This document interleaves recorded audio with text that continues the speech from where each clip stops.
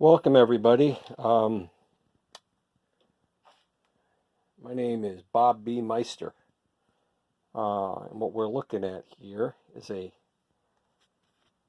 hi-fi set, a 1954, 55 vintage, not quite sure. Can't find anyone like it on the internet, but it's a Grundig Majestic hi-fi. Has a AM, FM, shortwave 1, shortwave 2. So it looks like it's a little rough shape here.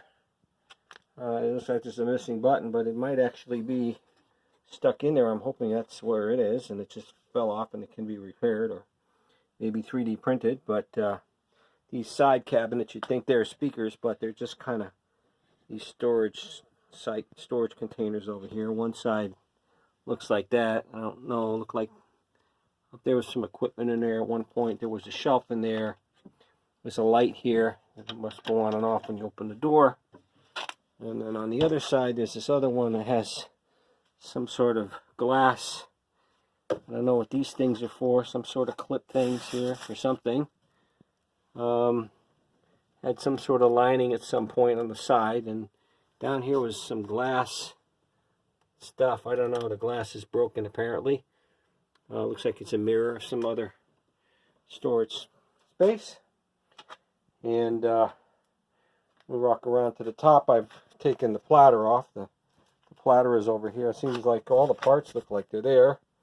There's this one little red piece that I found. I don't quite know where it goes. It's compromised here. It's cracked. I hope that's not important to anything.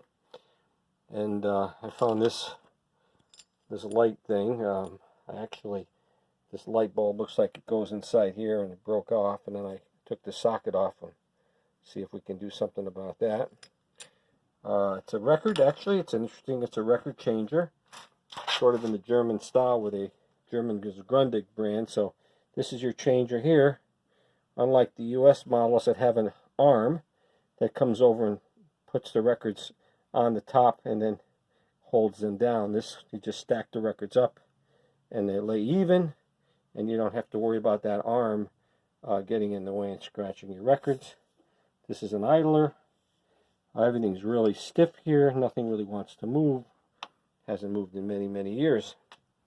Haven't touched anything yet. I'm just looking at it at this point. I took the back off. I took the liberty of vacuuming out all the mice dirt that was in there.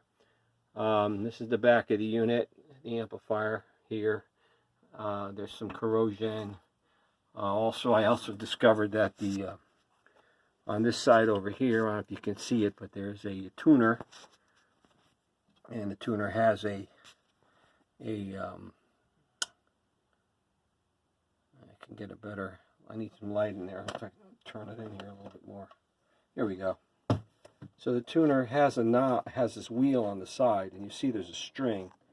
Well, that's the drawstring that actually controls the tuner, and then the dial is in the front that has just a linear dial, and there's a knob, so that whole thing has got to be rewound and figured out how that goes. I look at the bottom here. I haven't taken anything apart yet.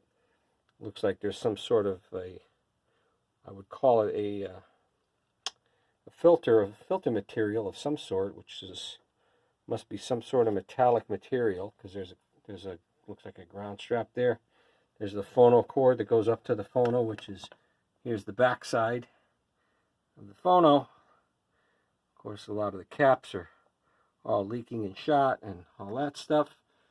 I think the first order of business is to try to get this power supply working. And if we can get high voltage out to those tubes, that's our first objective. These are some of the tuned coils, which have a lot of corrosion on them. I'm not quite sure what that's from. Notice it kind of all over the place here. And there's a little bit of dirt in here, as you can see. So we'll try to get this thing working, and I'll give you updates as the project goes forward. Thanks for watching.